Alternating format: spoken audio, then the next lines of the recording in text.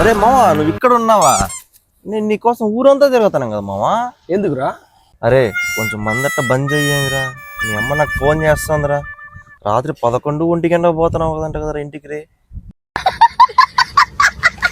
మానేయచ్చు కదా మావా. అవునా?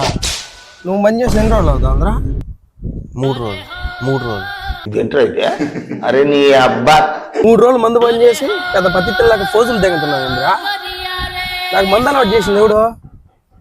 నేనే ఏమి చెప్పినావే అప్పట్లో మందు తాగనరా అని చెప్తే తాగుమావా బాగుంటది, కిక్ వస్తుంది, కైపు ఎక్కుతుంది అన్నావు. ఆ కైపు దిగడానికి సీతాఫలం ఆకు వాసన చూడమావా దిగిపోద్ది అన్నావు. సీతాఫలం ఆకు వాసన చూడమావా దిగిపోద్ది అన్నావు. మళ్ళా హ్యాంగ్ ఓవర్ దిగడానికి మజ్జిగ తాగుమావా దిగిపోద్ది అన్నావు. మళ్ళా లాస్ట్ లో ఏమన్నావురా? నిమ్మకాయ వేసి పిండి పిండి పిండి పిండి తాగు, నిమ్మకాయ వేసి పిండి పిండి పిండి పిండి తాగు, మంచిగా ఉంటది మావా, ఒళ్ళో ఉంటది మావా అన్నావు.